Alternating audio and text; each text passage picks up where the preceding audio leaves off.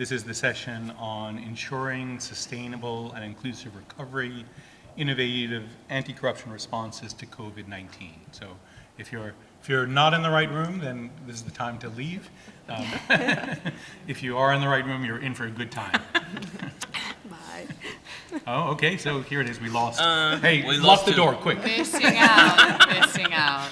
Regret that decision. Okay, so with that, we'll start. Good morning, my name is Joel Turkowitz. I work for the IMF in the legal department. It's a great pleasure to be moderating this session today on innovative responses to anti-corruption within the COVID response.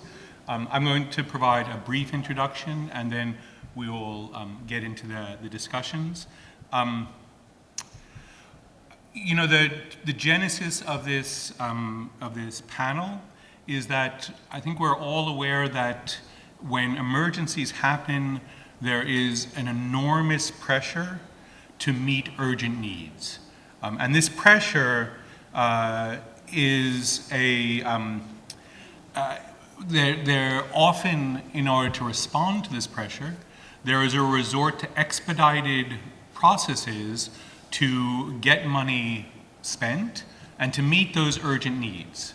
And that pressure to speed up government, to adapt to changing risks and to meet the needs of citizens often creates a pressure to, in some ways, move away from transparency and accountability processes. So we often see things like expedited mechanisms for spending money. We see budget changes in budgets that often happen in somewhat irregular fashions. We see ways of allocating money through procurement and other means that don't go through normal processes. And overall, what we understand is that these mechanisms and the resort to these mechanisms often creates enhanced risks of corruption and risks to being able to effectively monitor what government does. And that's difficult to address because it is always very hard to say, well, we should hold up spending, we shouldn't provide health or we shouldn't provide social services until all of the processes are done when there's such an urgent need. And therefore this tension between transparency and accountability and the need to spend quickly is often very extreme in these situations, and it's important to find ways to balance those two objectives. During the COVID crisis, in many ways this was enormously exacerbated. Since COVID was a health crisis, a social crisis, and an economic crisis all sort of rolled into one, the urgent need for government response was tremendous across a whole number of different sectors. And what we saw was governments responding in a whole variety of ways to those emergencies, often narrowing down the types of work they're doing to be very strongly focused on response to the emergency, and trying to work through how to quickly respond in situations where they themselves were being strongly affected by COVID due to the difficulties of just having people in offices or doing standard processes. What this panel is designed to do is to work through and talk about how different groups adapted to the changes and the urgent needs around COVID with a focus on transparency and accountability. And the reason the IMF has organized this, and this is so central, is that we ourselves also had to respond to the emergency. And we did that by vastly increasing our provision of emergency financing to ultimately over 70 countries, which was extraordinary relative to our response on other emergencies. But also for the first time, trying to work with countries on commitments about transparency and accountability relating to budget transparency and budget monitoring, relating to procurement transparency, publishing of contracts, as well as publishing of information on beneficial ownership, the production and publishing of audits of COVID spending, and the also tracing and follow-up to ensure that procurement contracts are actually delivered.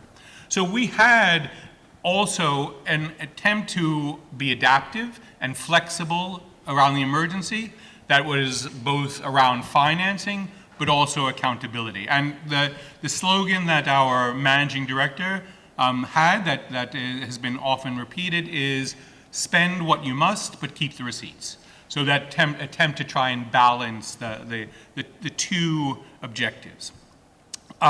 Because I think what the other thing to emphasize is that there's significant amount of research and information that shows that there often is very high levels of corruption and wastage of public funds in emergencies, and that wastage and corruption can seriously undermine and undercut both the response to the emergency as well as the follow-up and the building back after an emergency happens. So for this discussion, what we've gathered together is a group of different perspectives. And I'm very excited to talk and introduce the different panelists, which I'll do as we go along. This will be structured as a discussion. We'll ask a first set of questions to the panelists, and then have a second round, and then open it up to questions and answers from you, because it's really, I think, essential for this to be an inclusive discussion with the people in this room. The people on the panel represent, as I say, a variety of perspectives. So we have people who are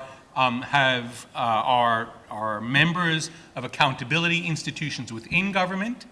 We have a variety of civil society actors, including civil society actors at the international level who do a variety and do a great deal of research and analysis. We have advocacy CSOs, as well as local NGOs who have been actively involved in the COVID response. And each one of them has a slightly different perspective on what has gone on in the COVID response and what they have found and learned.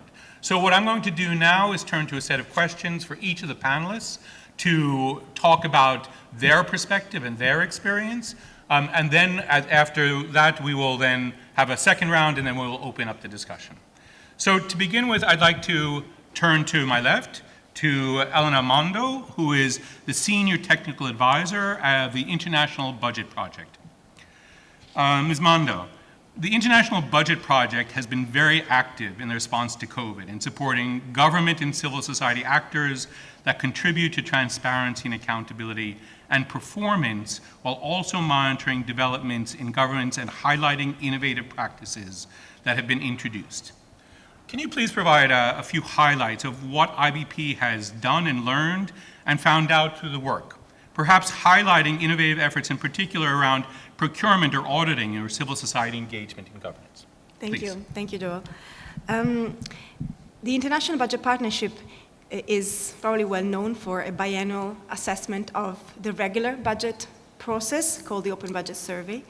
But at the end of 2020, we thought it was very important to assess how governments responded to the COVID crisis and how accountable and how transparent the emergency fiscal policy packages that were introduced were.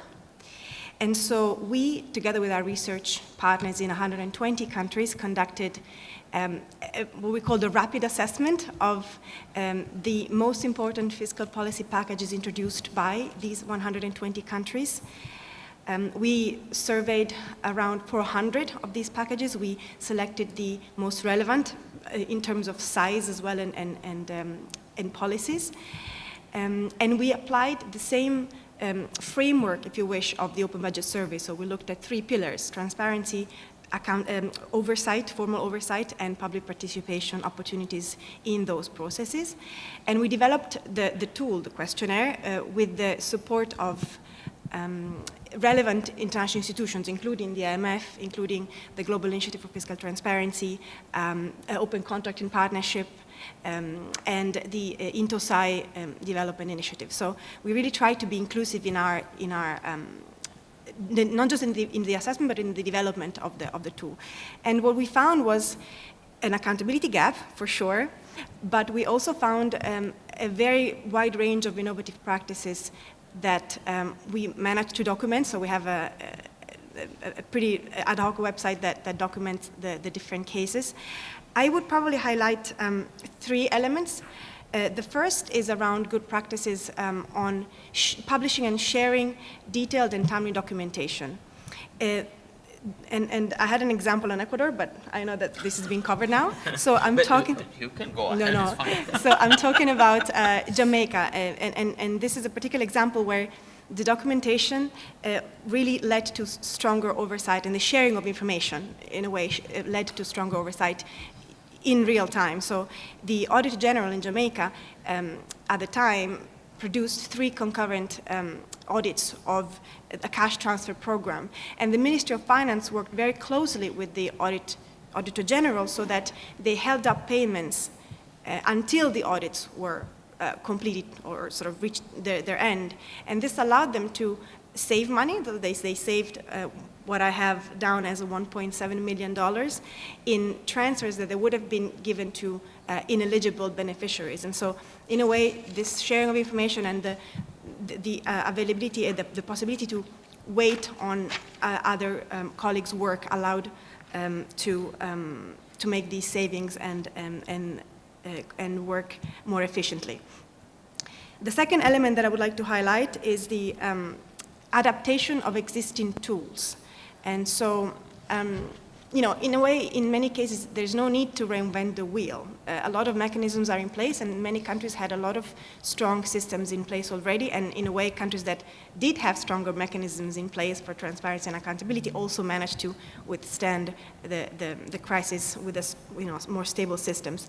But in this particular case, I think about Sierra Leone, where, again, the auditor office, the SAI there, managed to adapt and sort of reuse a real-time audit approach that was developed and refined during the Ebola crisis, and they kind of adapted it and used it to the COVID framework. And their findings were taken up by the Anti-Corruption Commission so that they could conduct investigations and detain also top level officials.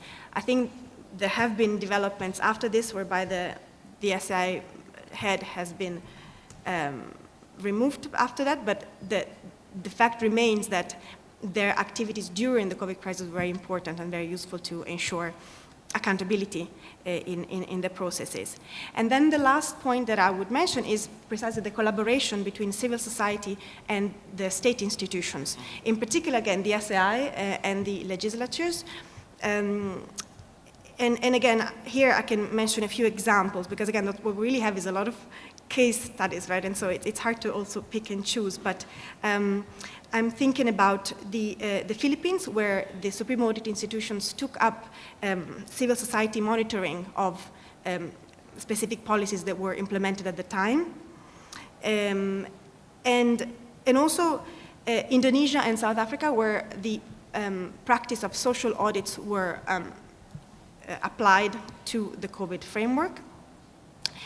Norway, where both the legislative and the executive managed to conduct consultations with civil society, with citizens, during budget formulation. So this was, not at the outset when the planning was taking place, when measures were supposed to be put in place. And this allowed to have discussions also with disadvantaged groups. And so this was a way to foster inclusiveness in the conversations and make sure that the beneficiaries that needed those policies the most could be reached. And maybe the last example is around budget execution. And so I have 2 countries like El Salvador and Peru, where in the first case, El Salvador, the legislature, in the second case, the Supreme Audit Institution set up citizen monitoring mechanisms to oversee the policy implementation during COVID crisis. And in Peru, it was specific to a particular policy around virtual schooling. Es called the Veeduría Escolar Virtual, which really allowed citizens to contribute and inform the SAI on whether the policies to ensure schooling during the crisis were being implemented. And maybe just the final point, if I may, just to conclude on this point, that countries that were able to prioritize the sharing of the documentation, publication of timely and disaggregated information, and the collaboration between stakeholders, were really able to tackle the crisis in a more accountable way. And you know, there was a lot of talk about, at the time, about the trade-off between speed and efficiency and accountability. But these examples and the diverse evidence that we collected showed that there wasn't the case. It doesn't have to be the case. Not only that, in some cases, of course, accountability enabled more efficiency in spending because spending was more targeted and the misuse of funds were curbed. So I'll stop here. Great, Thanks. thank you so much. Meantime. We, the intervention to talk about the importance of these different points of the concurrent provision and creation of accountability and oversight, the focus on adaptation of existing tools and building upon what already exists, as well as that there were new opportunities for collaboration that were created because of some of these changes, I think is very rich that we want to take with us. I'm going to change, and I think in very usefully, this focus in some ways on audit is what we're going to hear from our next panelist, Irina Carbonell, who is the Assistant Director of the GAO Forensic Audit and Investigative Services. Auditing, in some ways, was very highlighted through the COVID response in the way they have not always been, partially because of the increased production of just-in-time audits and the publication of those audits. If you could talk a little bit about the changes in your own agency, what was done differently during COVID that perhaps increased the speed, the visibility, and the effectiveness of auditing? Please. Thank you, Joel, and good morning, everyone. I would like to start first by clarifying the role of Supreme Audit Institutions. Just what is it that we do, and what is the role of SAIs in countering corruption? And really, the best role that SAIs can play is by helping to shape accountable governance. It is typically done through oversight and audits of expenditures, but also performance. But really, I think particularly in the anti-corruption space, it's about pushing the audited agencies to recognize, to identify, to assess, and then strategically manage risks. That is something that I think sort of broadly in government is an area that is still being developed, and certainly in the anti-corruption space, and sort of the way we look at it sort of through the broader lens of fraud, waste, and abuse. That is the promise of the SAIs, and so it's more of a systemic approach to countering corruption rather than identifying specific bad actors. I would also say that I think key factors in the effectiveness of SAIs is first their independence. Are they really free from, and protected from influence by the agencies that they audit? Second, do they have the mandate to do their work? What laws are there to let them poke their noses into, different, questions and, areas of activity or expenditures? For example, some SAIs only do financial audits. They do not do performance audits, which doesn't tell you a whole lot about how the government is doing overall, by just simply looking at how funds are spent. And then the last, key factor is resources. Beyond just the financial resources, which of course are important, but also the capabilities, the ability to do data analysis, the skills of the staff to do that data analysis, to conduct forensic audits, and all kinds of other skill sets that may be needed. So turning to GAO, Government Accountability Office, we are the supreme audit institution for the United States. And we audit the federal government, we set public auditing standards, and we also do a lot of support of the international community of the supreme audit institutions, primarily through the INTOSI, which is the International Organization of Supreme Audit Institutions, but also through lots of other means.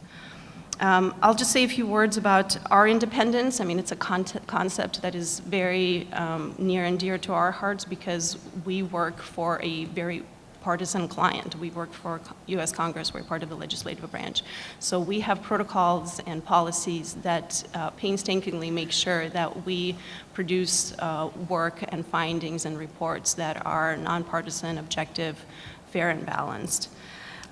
Turning to the COVID discussion, which is really the focus of this panel, I'll start with the mandate. We were in the very first legislation that came out during the pandemic, the CARES Act, along with, I think, $3.5 trillion that was allocated to government-wide response. We were also given the oversight responsibility over that spending. And as part of that oversight, we were required to produce periodic government-wide reports on our findings, and periodic being every 2 months during the first year of the pandemic, and every 3 months quarterly during the second year of the pandemic, and less frequently since then.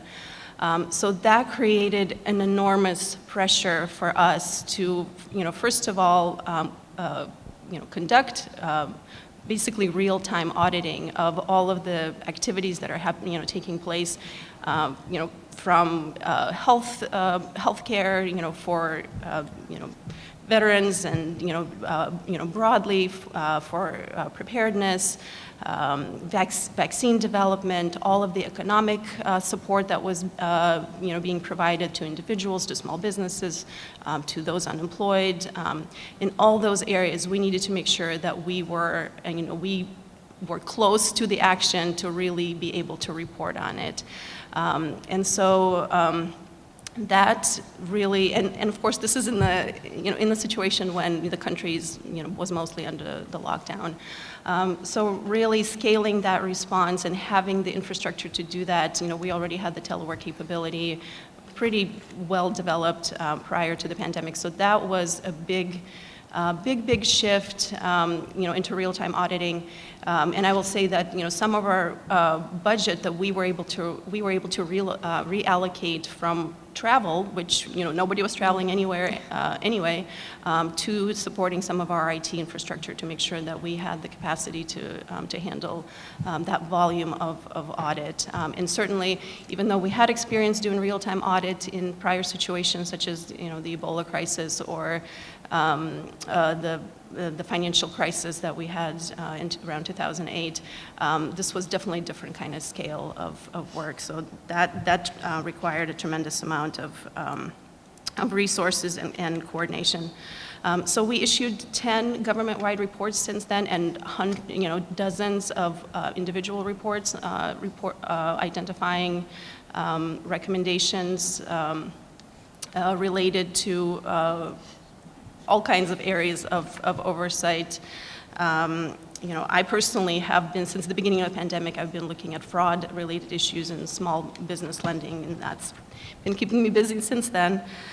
So overall, we made about 350 recommendations to federal agencies and raised 18 matters for Congress to change or create new laws to address the issues that we identified. I should say that in terms of our recommendations, our work doesn't stop with making a recommendation. We give ourselves 4 years to follow up with the agencies that we make recommendations to see if those recommendations are implemented. And this is how we sort of measure our own effectiveness. And so far, 94 of those recommendations have been, of the 350 or so, have been fully implemented, and a number of them are also being partially implemented. Turning a little bit to anti-corruption and risks, I will say that during the very first report that we issued back in June 2020, we had an appendix in the report that talked about internal controls and fraud risk management. And in this appendix, we recognize these exact pressures that Joel just talked about, this need for the government to act quickly. But we also talked about how fraud risks should be managed in these emergency environment. And we also reminded federal managers that, of their responsibility to safeguard their funds while also fulfilling their mission. Those are the tenets of fraud risk management. It's something that we've published back in 2015 and brought back. And this is an ongoing work that a lot of the federal government agencies are still working through. So unfortunately, much of what we were concerned about did come to bear. In March of this year, our Comptroller General testified in Congress that federal government response to COVID had significant shortcomings in the areas of internal controls, financial and fraud risk management. He called on Congress to enact certain laws that would help with some improper payment reporting, fraud analytics, data sharing, areas that we identified as lacking. And so with that, I will wrap up by saying that publicizing the results of our work through congressional hearings, through making our reports and our recommendations public on our website has been really critical in keeping the federal response in the spotlight, and in the public eye to make sure that those efforts of accountability are not swept under the rug. I'll stop here. Thank you, Joel. Great, thank you so much. I think this issue and this of how do others, including civil society, take greatest value from the fraud risk management that audit agencies are doing, like the GAO. So is it possible, and are there things that could be done that maybe we'll get to this in the second part of the discussion, of how do you take that type of analysis to assist CSOs in determining where their resources and efforts are going to actually have the greatest consequence and impact. So I think really interesting, and thanks so much for the intervention. We're going to sort of shift a little bit of the attention away from this initial discussion, which had somewhat of an audit focus, to looking at a particular area that has always been identified as particularly vulnerable and exposed to corruption risks, which is public procurement. We know that within COVID, we all saw lots of scandals relating to obscure purchasing and the sort of breakdown of normal markets and what happened and how governments both tried or didn't try so hard to keep integrity while actually purchasing the things that were needed. I'm going to turn to my right to Kristen Robinson, who is the head of advocacy for the Open Contracting Partnership. There has been a great deal of attention placed on public procurement and questions about integrity, and there have been a whole set of innovations that have happened around public procurement and transparency, including those around the publishing of contracts and greater attention to beneficial ownership. Can you talk to us a little bit about what OCP has found, or the experiences from your perspective? Yes, of course. It's wonderful to be here. Thank you so much for having me. And I just want to start by mentioning that Open Contracting Partnership works in about 50 countries around the world. We work with NGOs based at the national and subnational level through a network on procurement monitoring. And we also work with governments and the private sector to strengthen the procurement system itself. So how do we make procurement more effective, efficient, open, and fair? As everyone has seen the scandals, I usually start this talk with a slide that has a flower shop, a camel farmer, a raspberry farmer, and a manufacturer of soda bottles on a slide, and I ask the audience, what do these four things have in common? They are all businesses that won COVID-19 contracts for PPE and other emergency medical equipment. So I think that slide, that visual in and of itself, explains why beneficial ownership is so important, because we really need to understand when we're doing business with it, when the government's doing business with suppliers, who they're ultimately doing business with and contracting critical goods and services with.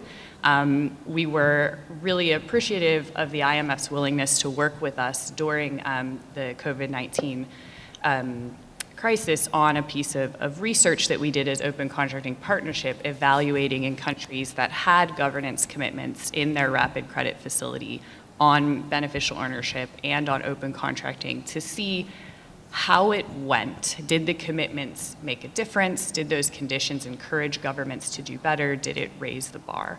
And there were some things that we learned through that process, and I think there are really, I suppose there are many technical recommendations I could share, but I'll stick to 3 big picture takeaways from the work we did. I think the first thing is that when we talk about innovation, we automatically think about digital and data and tech wizardry. And I think we throw around this word called digital transformation quite a lot. I've seen a lot of digital procurement reforms that I wouldn't necessarily qualify as transformational. So that's the first thing I would point out, is that digital doesn't mean transformational. If you take a paper process and a filing cabinet and you turn it into PDFs that are not machine readable, that you can't run any algorithms over or do any analysis over, you've made my job as a monitor, essentially, instead of combing through a filing cabinet, I'm going to be combing through a hard drive. It hasn't really changed my life. Also, when you look at how procurement process works, we saw a country where, for example, they had a digital procurement system, but actually all the corruption happened before any of the data or information was put into the system, because you had to go around to a number of ministries and collect stamps to submit your bid. So of course you collect all of your bribes before you put the information into the beautifully transparent system. So, is digital transformation truly transformational, and is it efficient, positive, and meaningful transformation that we want? The second lesson I would say is that innovation's not just about the technology, it's about people. So much of procurement is about people. Ecuador trained thousands of procurement officers during COVID-19 in stronger procurement and open contracting practices, and that's a people problem. So I think making sure that we're being creative in how we think about processes and people is so important. My dad's a doctor who was on the front line in COVID-19, and let me tell you, if you want to know if the PPE made it, ask a doctor, ask a nurse. So how do you work with those communities of beneficiaries of public procurement to understand that once the contract has been issued, the management of that process is actually seen through, and what the government believes it's paid for on paper has actually happened in practice. And let's not forget suppliers. They have so much information and intelligence and are able to flag risks to us because they know their market and their competitors and how they're behaving better than anyone. And then the final thing I would leave you with is that I get a little frustrated sometimes when we talk about the emergency procurement procedures or the emergency procurement system. We need an efficient procurement system during a natural disaster or a pandemic. I would argue that what we need to do is invest in the core procurement system and make sure that it is efficient and resilient enough to handle an emergency, so that you do not have to create VIP lanes that escape accountability. Transparency doesn't have to mean slow. In Ukraine, you could see the real-time price of medical gloves on a graph day to day during the pandemic. So we know it's possible, and the Ukrainians are now tracking wartime procurement in real time as well during a live conflict. So I would, and when we look at the examples of what went right, countries like Lithuania, who had an amazing procurement reform, they said, wow, this open, efficient procurement system we've used during COVID is so good, we're now going to make it our core procurement system, the way that we do business as a government. So that's the 3 things I'll leave you with for now, and the rest we can look at in the discussion. Great, thank you so much. I think these issues that you highlight, both of, in some ways, the value of technology, but not technology as a solution, but as part of a solution or a tool, the people, and this sense of the interaction that emergency procurement often just highlights the underlying weaknesses of existing systems and therefore responses that are truly sustainable and effective are likely to not be about emergency procurement, but are likely to be around the problems that exist within the procurement system. So great, and thank you so much. And I'm sure we'll come back to a little bit of these questions of when things were going well and working, what actually generated that momentum and what caused that success. I want to turn now to our last panelist, Mauricio Alarcón, who's the executive director. I will let him. Ciudadanía y Desarrollo. So apologize for my Spanish or lack thereof. Your CSO is one of the most active CSOs in Ecuador and around the world on engaging on transparency and accountability work around the COVID response. Can you tell us a little bit about the work that you did, as well as in some ways the practices that you would think of as these were different from what we have done in the past and sort of really pushed us in new directions or new possibilities? Please. Well, good morning to everyone. I would like to thank our friends from the IMF for having me and Ecuador represented in this panel.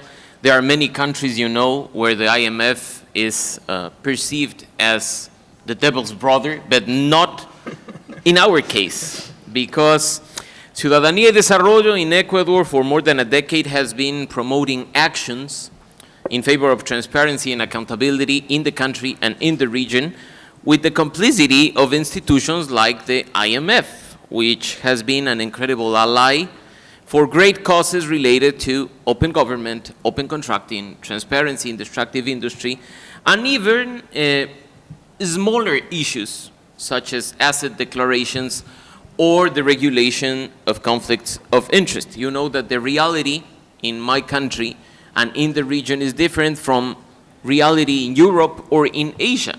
That's why I mentioned this small things, because for us it's a huge thing to work together, for example, in working on a regulation on conflicts of interest that many countries around the world have.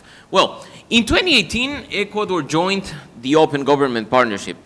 It's the latest addition to OGP from the Latin American sector, and with articulated efforts from civil society, academy, and the government, and the direct participation of hundreds of citizens around the country, our first national action plan was co-created. There were 10 commitments there, not only related to such necessary issues like gender violence or the rights of indigenous peoples, but also on transparency and open data. Our plan included, in one commitment, the collaborative construction of an open information platform for public procurement. I know that you have already mentioned what open contracting is doing, but I want to emphasize what has happened in Ecuador due to the importance of the impact of working together. In Ecuador, the first COVID-19 case was confirmed in February 2020. And a few days later, in mid-March, a national emergency was declared due to the pandemic. As soon as we heard about this emergency, we began working together on the implementation of the commitment. We were doing like previous steps.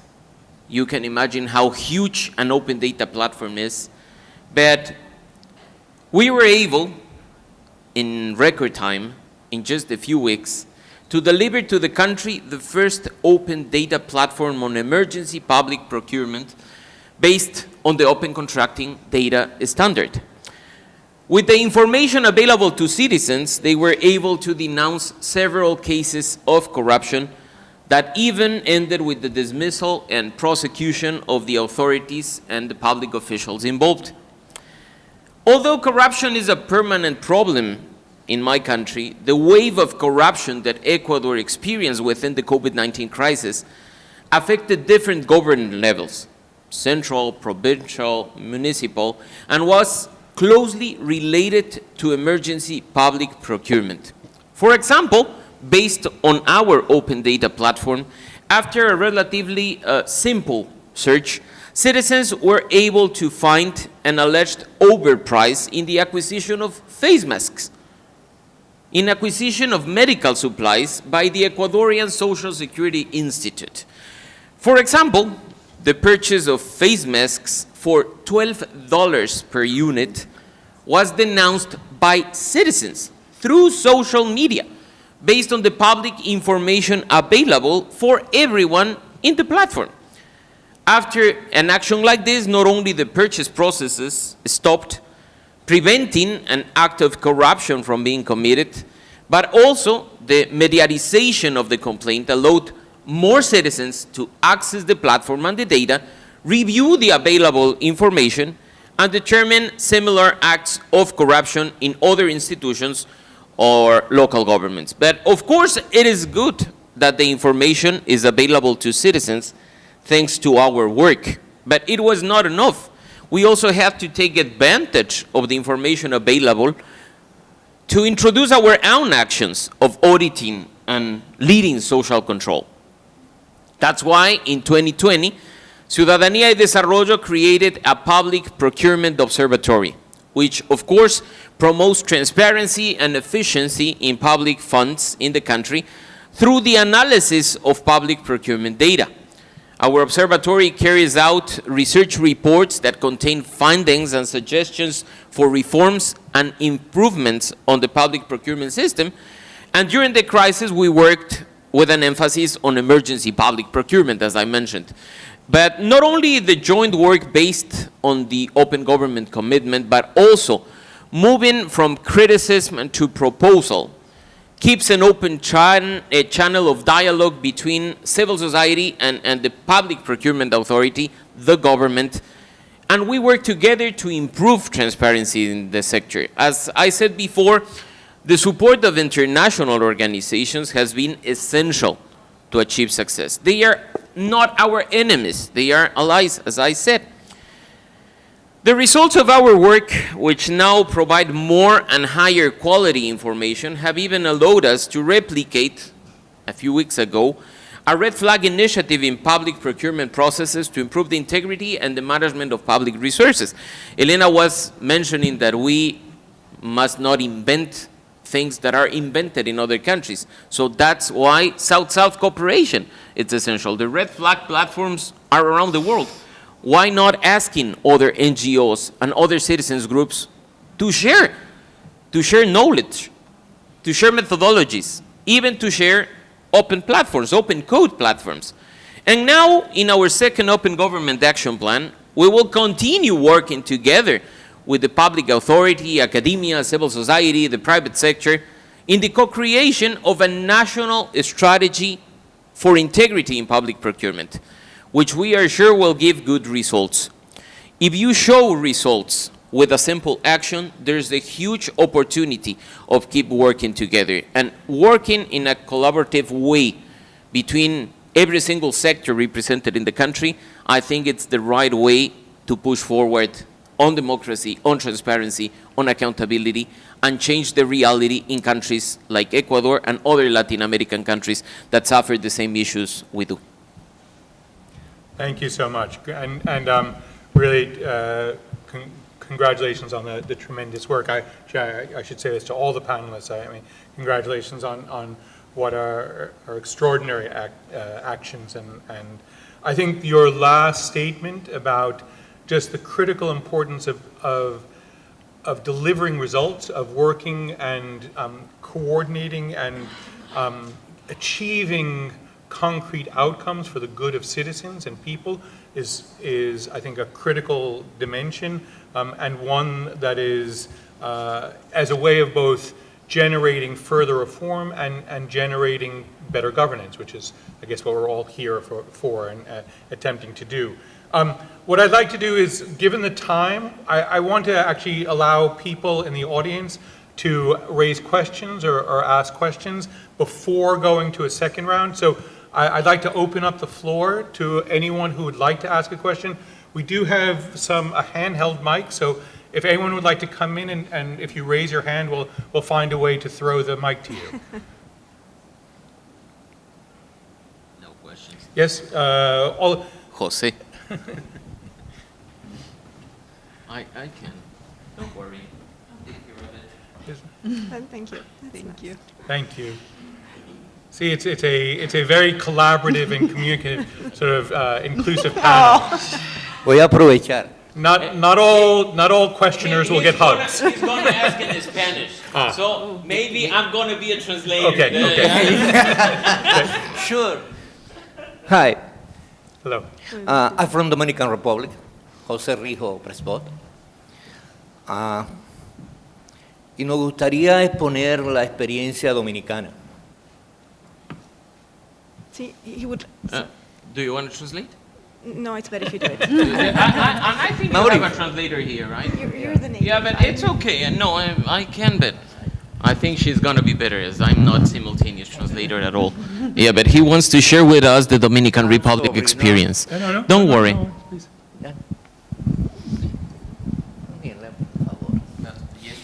Y digo que quiero aprovechar la experiencia de República Dominicana, porque fuimos un país que nuestro gobierno llegó el 16 de agosto del 2020 con un mundo cerrado. Tuvimos que acudir al Congreso para modificar la ley de presupuesto y legalizar las medidas que íbamos a tomar. Creamos So our government got into office in 2020, and we were able to, Congreso. we got to go to the Congress.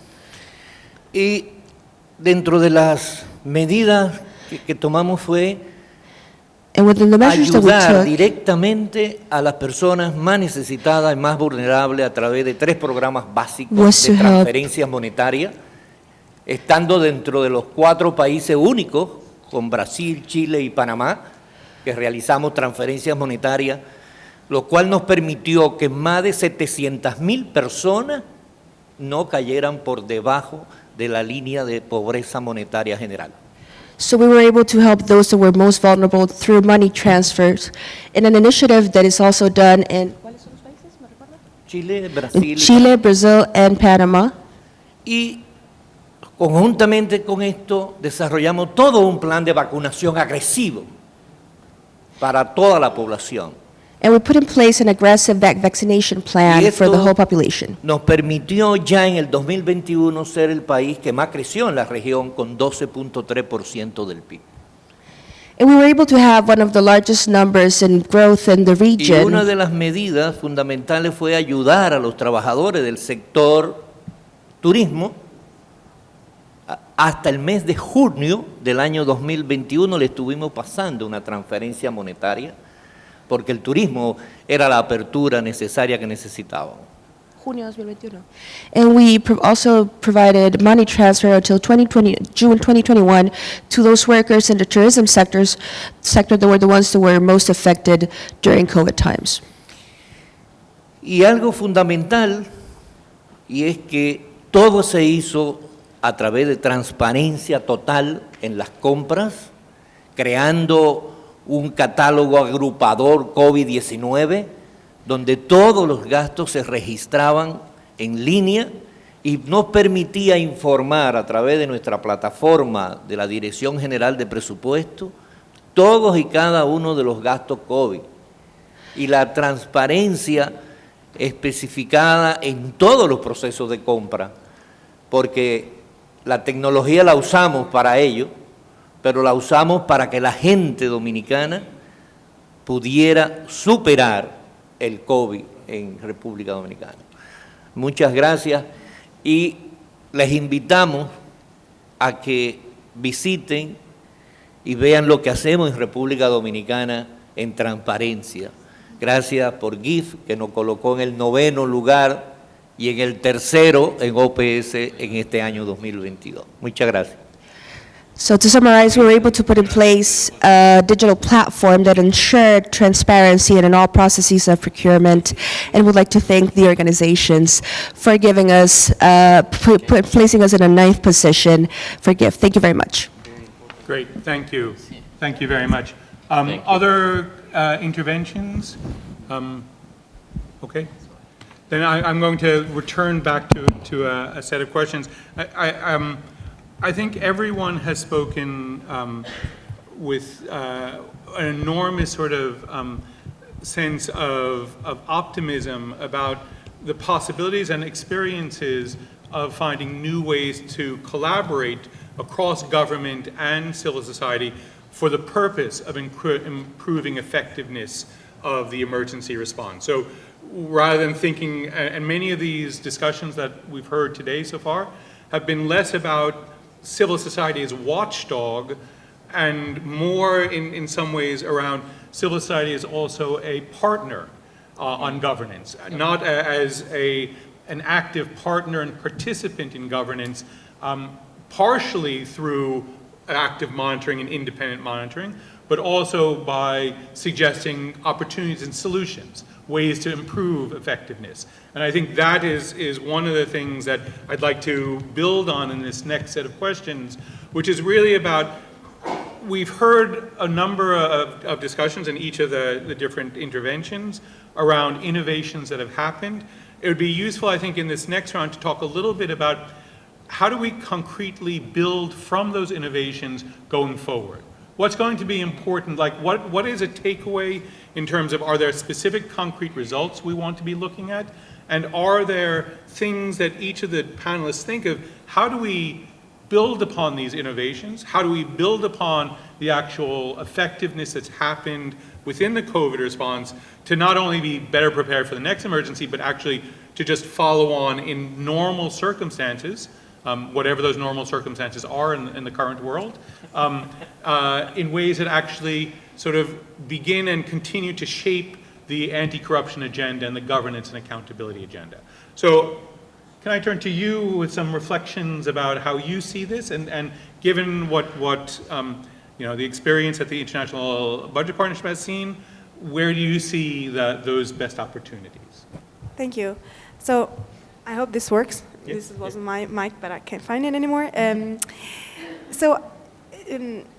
think the IBP has really been striving or working hard to build the relationships across the board, so really connecting civil society with institutions, both at the international level and at country level with, you know, executives, legislatures, and SAIs. And so this is something that began prior to the COVID crisis, and that we were able to build on during the COVID crisis. And I think, as Kirsten said, I think it was really well said, it's really about making sure that these things work all the time, not just during the crisis. And so being able to take these good practices and make them normal, I think this is very important. And IBP, for example, has been working with a number of Supreme Audit institutions to make sure that civil society can contribute not just as watchdogs, but also as, for example, sort of an amplifying voice for the recommendations of the SAIs. And you know, this was also said by Irina. The work doesn't stop when the recommendations have been identified and published, but the problem many times is the implementation of these recommendations. And so being able to put pressure on many different sides, and civil society is one very strong sort of voice that can actually push governments to make these changes. I think it's very important. So that's one. So not just being the ears and eyes of the people, which is usually the traditional role of CSOs, which I think is still very important, because this connection with the beneficiaries and the users of policies is very important, but then being also able to make the case when the government is not doing what it's supposed to do. And then maybe the final piece is that there are, in a number of countries, public participation mechanisms that are embedded in the formal budget process. There are not many. There are some very interesting ones. South Korea, for example, is a famous example because they've been doing it for a few years now. And what I would suggest, and what IBP is working on quite a bit, is to enhance and improve these mechanisms and encourage countries to take these mechanisms on board, and of course develop them according to what works in each country.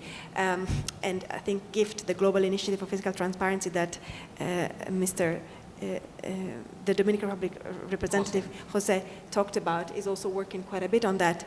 It's really to ensure that there is a dialogue, and civil society can be brought into the different phases of the budget process. So again, as you said, procurement is one very important piece of this, but the budget process starts at planning, at policy discussions, and then budget planning, budget formulation, approval, and implementation. So all the way to audit. So I think building in mechanisms that allow these sort of exchanges, I think, is very important. And again, more generally, I think what we're also trying to do at IBP is to bring the different actors together. So again, it's not just civil society and the Ministry of Finance, but it is a whole host of stakeholders that really need to work together, from the Supreme Court institutions to the legislatures to the international organizations that are active in different countries. And again, not just during COVID, but all the time. Thank you. Great, thanks so much. I think this idea and this the fact that as audit agencies, and I think this came out from Irina's intervention, as audit agencies move towards more just-in-time auditing or producing more public reports, it does create new opportunities, it seems, for collaboration with civil society. Just as perhaps as when we have open contracting or greater procurement information, it creates new opportunities for independent monitoring in ways that we don't normally think about independent monitoring, and in a constructive fashion. But can you talk a little bit about how you see, both within the GAO or within the SAI community, a little bit of how do we build upon the innovations, the success that has happened, to not just go back to sort of normal ways of business, but actually use this as a way of charting new ways of doing business? Yeah, that's a great question. Thank you, Joel. Yeah, I think it is about, this is the opportunity to create the new normal. And I think in a way, COVID gave us that opportunity. I mean, as strange as that may be. And I think one of the biggest examples of that is, and actually, huge credit goes to Joel and the IMF in bringing in the Supreme Audit institutions into the oversight framework of the funding that went out to the countries, which has not always been a normal, I guess, thing of the past, but bringing SAIs in, giving them a role, that created this new environment where not only did it allow for the oversight of the national governments and the pandemic response, and certainly publication of the findings, which has also been, in some countries a challenge. It certainly helped, the big donors to really, have insight into, the oversight and the accountability of those processes. But really, it goes back to the three things that I started with earlier for the SAIs: the importance of independence, the importance of mandate, and the resources to give them the opportunity to embed that, let them help shape the accountable governance in these countries. So now that this momentum has started, really continuing this role for the SAIs to provide that oversight, to be a part of that broader solution conversations. And also, I know a lot of SAIs, and thank you, Elena, for bringing some of the earlier examples about bringing also civil society into the governance and into the auditing process. That certainly, I mean, we've done it, with GAO, certainly as part of our design phase of our audits, trying to understand what is really happening on the ground, really getting information on, what is the lay of the land. We speak a lot with, civil society, industry, and other organizations to really get a range of perspectives. So getting, all of the input that can be had sort of both in the beginning of the process when you're trying to really understand, hear the voices that are out there, but also, doing it on the back end where, the kind of the following up to the recommendations. None of us want those recommendations to sit on the shelf. I mean, this is really the chance to implement those those recommendations. And, a few other things I will just mention. I know, through the international community of the Supreme Audit institutions, but also IMF, World Bank, the UN organizations, there's been during COVID, there was a a working group that identified lessons learned from the COVID crisis. So that is, again, something that we can now put toward implementing in the new normal. And one example of that is during COVID. I mean, it started in 2019, but really amazingly, it continued through the pandemic. There has been an MOU and a collaboration between the Supreme Audit Institutions in TOSAI and the UN Office on Drugs and Crime. And one of the results of that collaboration has been a new practical guide for how SAIs can be collaborating with anti-corruption authorities in different countries to really try to build that, again, throughout the pandemic, but also taking that forward, because obviously that is something that we want to continue working toward.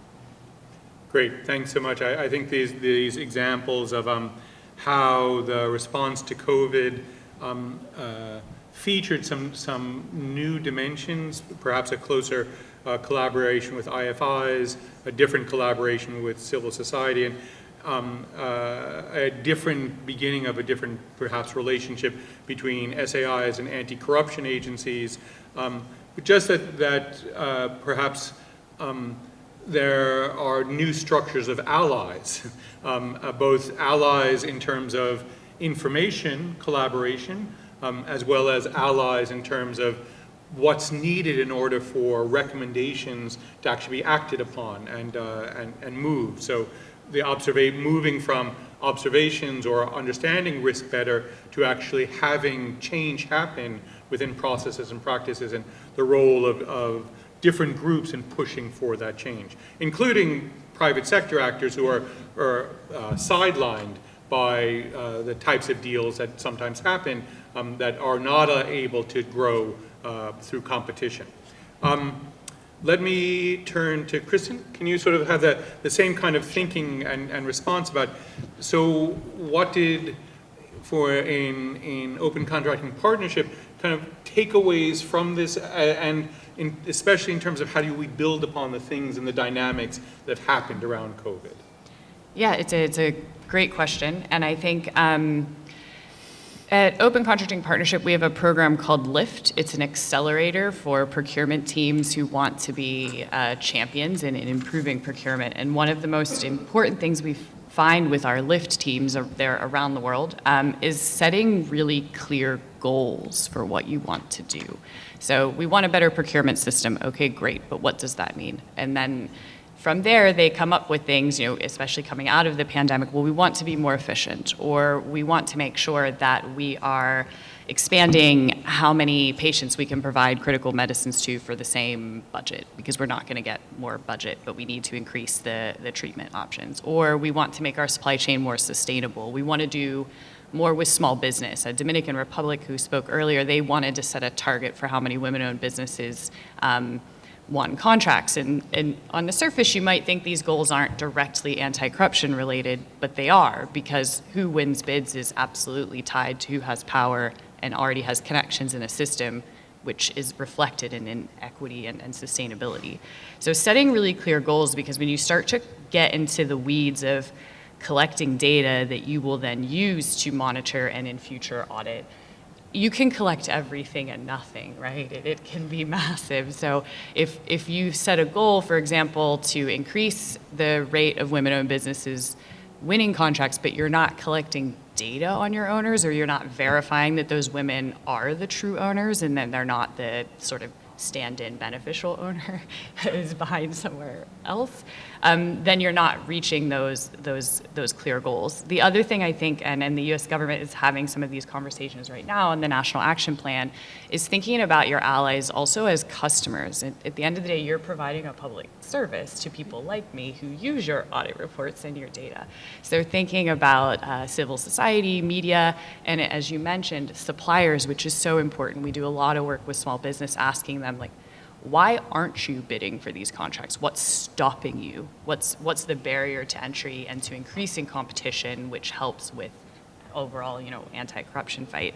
And I think that user journey and customer experience, in a way, methodology from the private sector can really help us here to think about the quality of data we're collecting, the data taxonomies we're using, how we're tagging those. I mean, one example is in some of the COVID-19 data in the US, we've been feeding back to the government on award descriptions and the availability of sub-award information.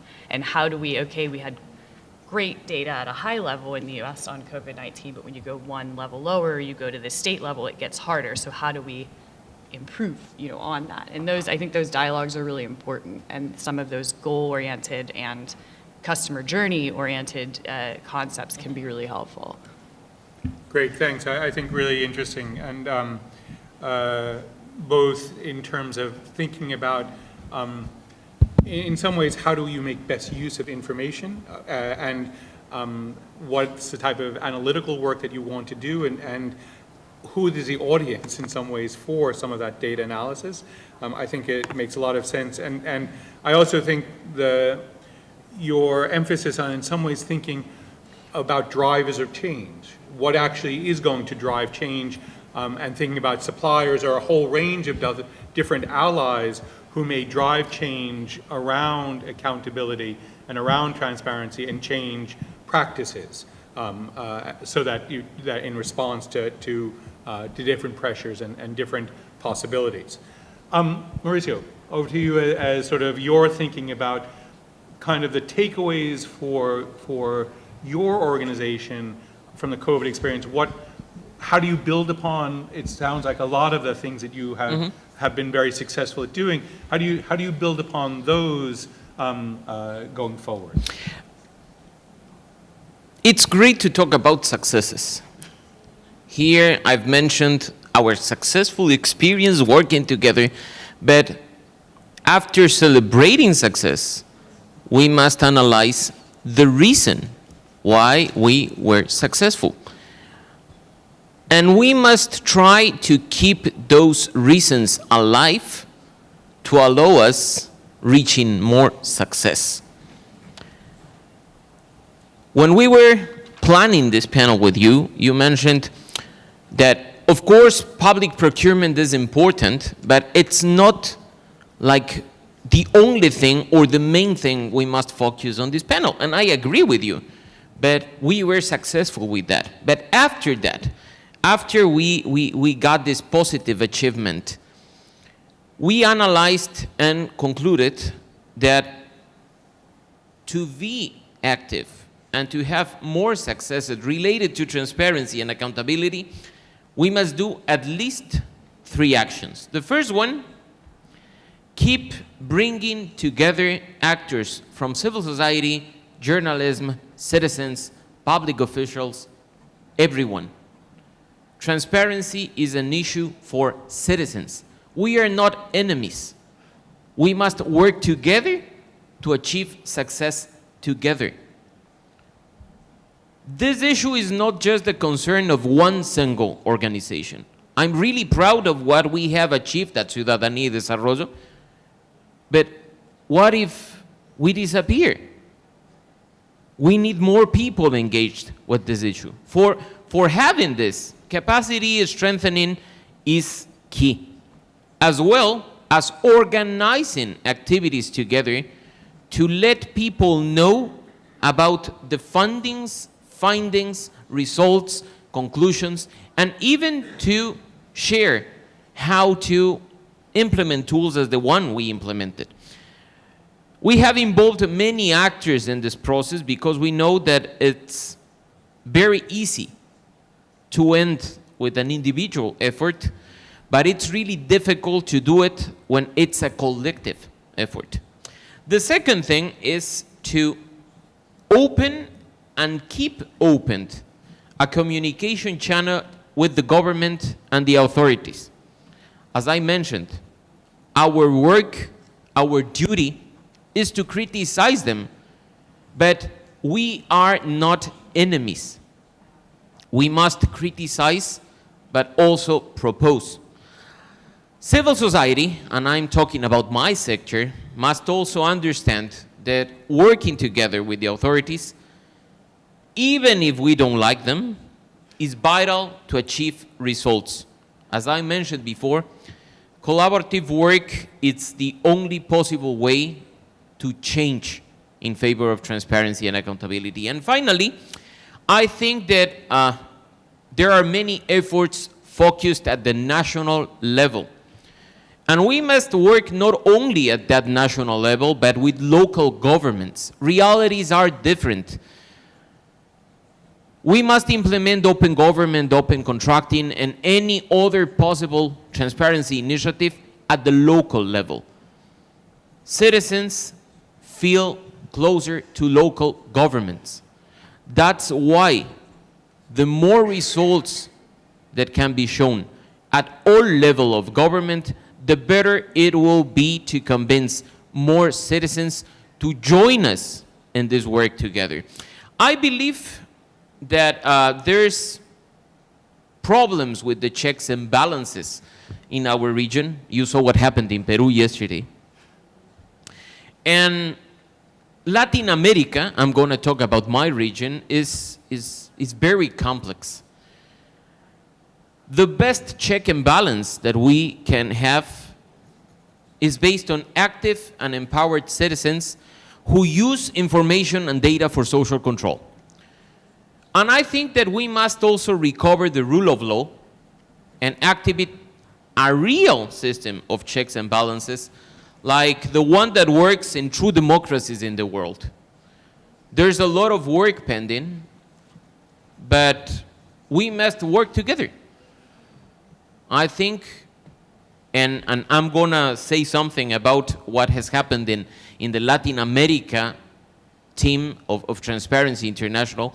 We had a few months ago a meeting in Guatemala, our regional meeting, and we were analyzing our work and discussing about changes, achievements, improvements, and that thing. And we were also planning the upcoming years. And after 3 days of discussion, we came to a very harsh conclusion. We must go back to basics. And why I'm saying this? Because I know it's not the main topic of this panel. But transparency at any level, integrity at any level, is only possible if we have an open civic space with rights and freedoms fully warranted by the government, with active spaces for dialogue between civil society and the authorities. We cannot focus on transparency, openness, and open government if we don't live in full democracies, if we don't stop authoritarianism and totalitarianism. We must keep our work with full guarantees. There's a big challenge in Latin America and in other regions around the world, and the situation is difficult, but we must also work on keep open civic space and keep our work alive. Great. Thank you so much. I think excellent points. I think this point about what you started out of saying, of going back just to understand the actual, what underlay the success and the effectiveness, and to try to keep that principle, to understand that principle, and part of that being, well, we understood that there's some risk that if we disappear, the entire movement disappears. So how do we increase and address and broaden that constituency?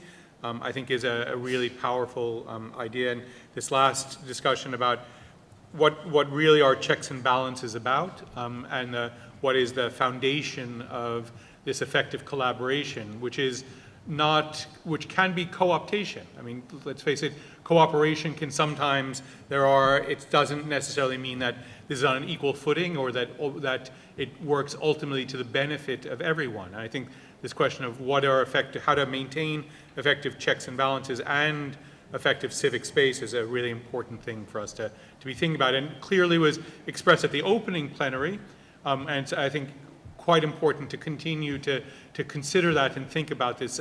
How do we both think about the roots of this work as well as the cutting edge and the technological frontiers of this work? I want to give, once again, people an opportunity to ask questions or to come in with comments or views before we end. So I see two hands. Alice, can I ask you to help just get the mic? It's all the way, so So there's the exercises all the way in the back, and then I think there's someone who also, yeah, in the middle. So let's go first to the back, and then we'll come.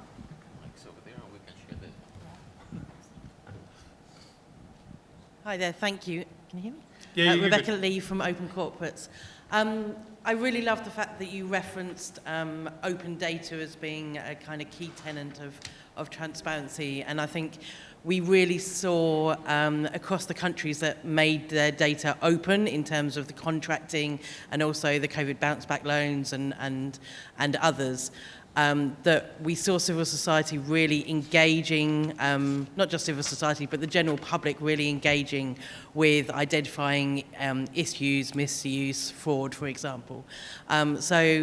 I'd really love to hear the panel's view about how we can take what the great things that we've seen with that, and then the new kind of wave of open contracting information that's now available, and build on that for the future, so that we have more data to be able to hold our governments to account. Thanks. We're going to take two questions. We're going to take both interventions before, so please. Thanks. Jonathan Cushin from Transparency International Global Health Programme. I think first a comment to pick up on what Kristen was saying about not necessarily needing a tech-centered solution. I wanted to kind of just share an example of work that we've been doing in the vaccine rollout with colleagues in Zambia, where we've been taking information quite simply, using quite simple techniques of WhatsApp groups, to work with district health officials to get information on vaccine stocks and where the vaccine is going to be going, and have trained up community monitors there to actually kind of work through that process to ensure that vaccines do reach where they're intended to at the right time, but also crucially to check that they are the right vaccines and there's no falsified vaccines entering the system. It worked really well, and I think it also brings me to another point, that it's part of this is about corruption, but also during pandemics, trust is really crucial as well. And sadly, we've seen a lack of uptake and lack of interest in vaccines for a number of multiple reasons, which there could be another conference devoted to. But procurement and transparent, effective procurement is really related to trust, and one of the kind of key factors in driving trust. So I think it's really crucial to get the information out there, use information as well that's put out in whatever form is applicable. A question to the panel, obviously kind of moving forward, we and I work on transparency around health. How can we use the tools and the ideas that we've been talking about here today to try and build equity as well? So equity in the health sector, in my case, but perhaps equity more broadly. What are the key takeaways and ideas you've got there? Thank you. Great, thank you so much. Anyone else want to come in? Because I think this is probably going to be the last opportunity to do so. So this is your, anyone else who'd like to come in? Okay, and I apologize that we don't really have a way. I think there are people outside the room who are listening. We don't have a possibility of getting questions from you, so we apologize for that. But okay, so I think we have two questions. I also, given we have about 10 minutes to respond, first I'd like to ask if anyone would like to answer to those two questions. Sure. So please, Chris. Thank you. Both those are awesome questions. I think open to the question raised by Open Corporates, I think, yes, we need more data. I would also just be a little bit mindful of making sure, like, more is not always more, as I know you know. It's good quality data and the right data, and I think that's so important, like, when we're working with our colleagues in the audit function, looking back, like, if you and I were to sit down now and say, what's the information we wish we had to look at the COVID contracts that we forgot about, or just sometimes in a new scenario like a pandemic, you just don't know what you don't know yet. You don't know what's going to be a problem. So then you've got to go back and work that out.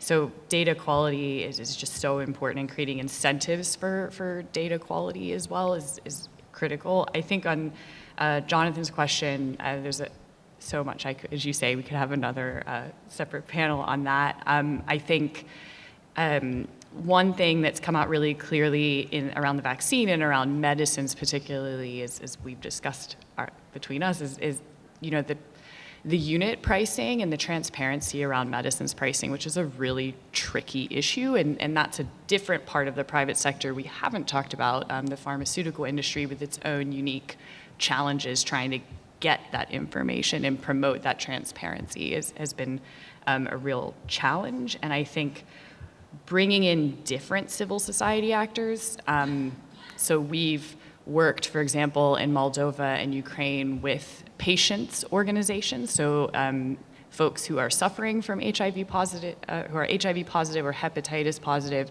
and worked with them to look at which drugs are we using, which treatments, how do we make sure they're on the approved list so they can be procured, how do we make sure that we're balancing patient outcomes with cost effectiveness. And I think that's an example of what we can learn from the pandemic for the health sector, but also other sectors. If you're looking at education, can we get teachers and parents and students involved in talking about what the solutions are for transparency and a more efficient procurement? So I'll stop with that. But Great. Alan, do you want to come in, and Mauricio too? It's going to be very quick. I think that the first step is having open data, but it's not the more or the most important step, because once you have open data, you need people who use it.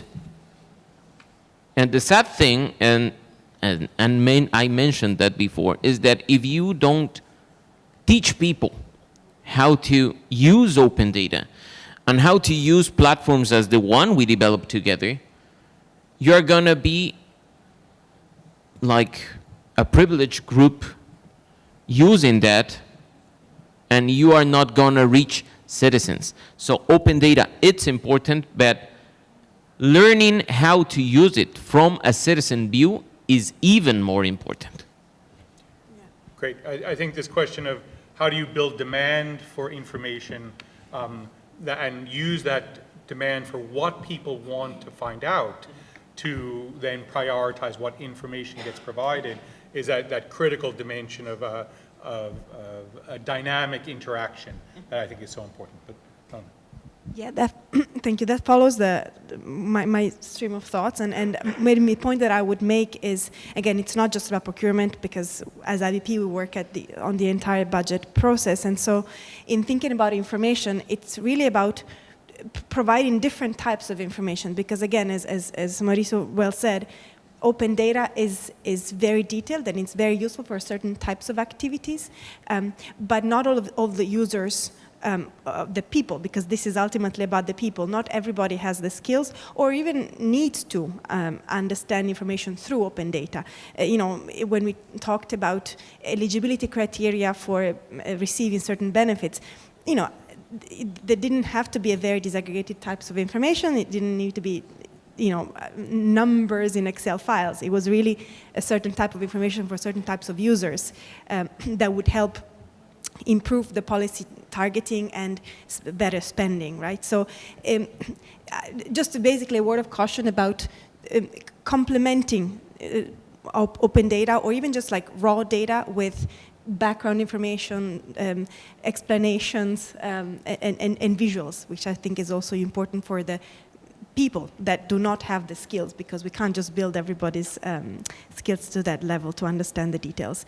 And then maybe one point about equity. IBP has been really thinking about what's the next sort of frontier of public financial management practices, and we think that the next step is really to look into equity, because we ultimately, what we do this work for is people of whose lives we want to improve. And so the next step would really be looking at tax equity, spending equity, to make sure that there are nobody's left behind, because there is quite a strong group of marginalized people that are actually not receiving the benefits of policies that they should be receiving. So I think that's the next step on our end, at least. Thank you.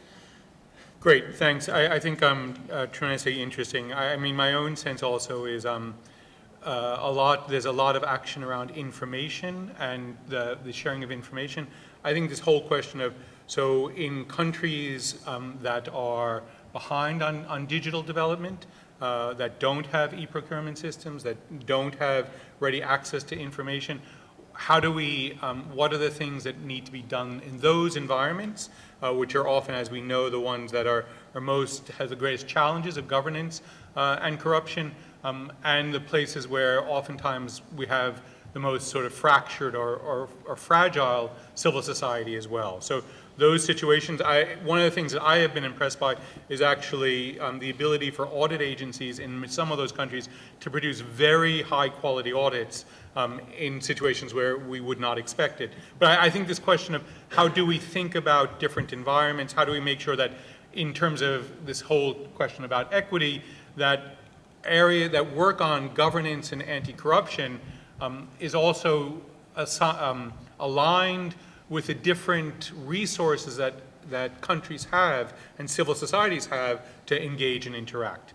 I know we can continue on. What I'm going to do is just ask, I'm going to give each of the panelists 1 minute to say last comments. I mean, I think we've had a very interesting discussion that has touched on things like integrity of contracts, the strength and independence of oversight, the creation of effective checks and balances and inclusive government, and what has happened around these issues or in the COVID response. And I think lots of really interesting things about different forms of collaboration and coordination. But let me just give everyone a chance to have a final 1 minute word, and I'll stop at 1 minute so that we don't run over. So, Anna, you want to start with your 1 minute of reflection? Sure. I think the main takeaway that I have from this conversation is that it's really about the people, and it's also that it's about them having information, but also spaces to engage, opportunities to engage, and that also connects with the freedom to engage, right? So I think, in a way, my takeaway is the interconnectivity of the different issues that we're talking about here. You know, when we talk about anti-corruption, we are talking about openness. It's almost like it is two sides of the same coin, right? We talk about openness in the International Budget Partnership because it brings about benefits, including reduction of corruption. And so I guess I welcome everybody to join our call to action to open up budgets and to check out what else IBP does on this issue. And I thank you again, the IMF and Joel and my panel and fellow panelists for having had a very interesting conversation. Thank you. Great. Ivana? Thank you, Joel. I think when I think about the issues that we're facing, particularly with corruption, what I'm realizing is that the solutions to these complex problems cannot come from a single source. You know, we live in the world where we have to work together from different disciplines to hear each other's perspective, to really work through the challenges that we are facing.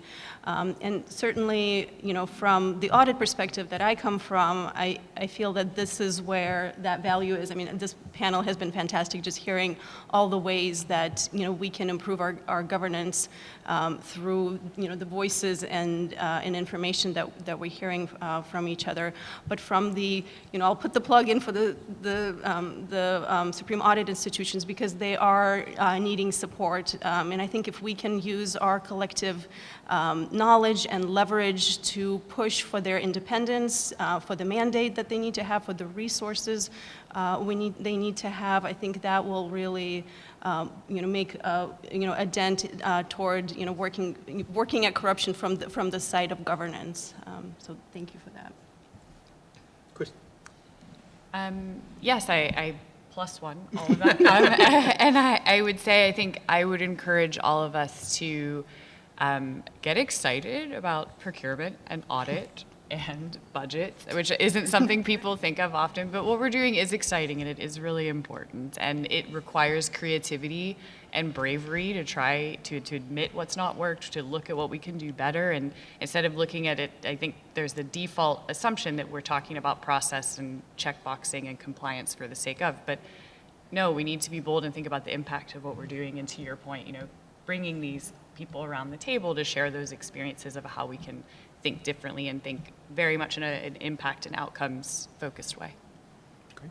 Words? Elena mentioned a successful case in Latin America, El Salvador. Once again, back to basics. Transparency is important, but when a government doesn't guarantee freedom of expression, freedom of association, and the right to peaceful protest, there is no way to be an active citizen criticizing the government and proposing reforms. Transparency and integrity are important, of course, but the only way to keep our issue, our topic, our cause alive is fighting for democracy. We have dictators around the world that are very transparent. Mr. Bukele in El Salvador is very transparent.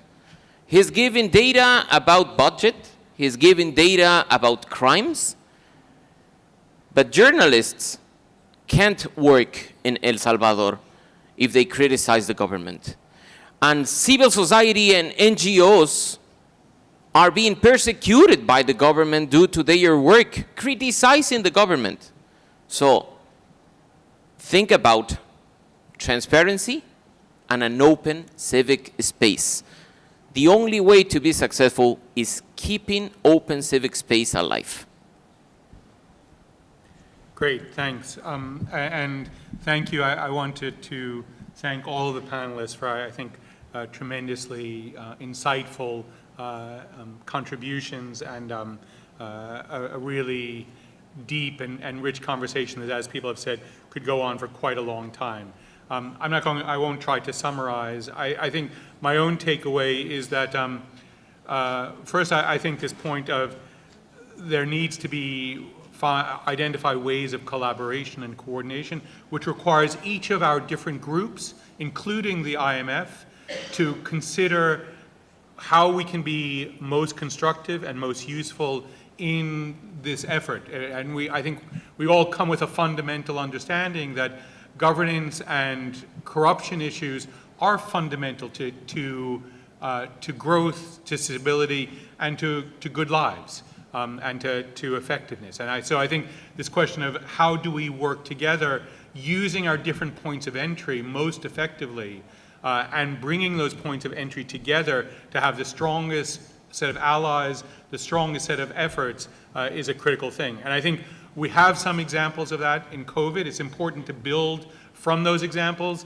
It's important to understand the limits of those examples and what continues to need to be done, and for us to continue to have dialogue to learn from each other, to learn what each other is doing, but also to learn how we can be most useful to each other as we go forward.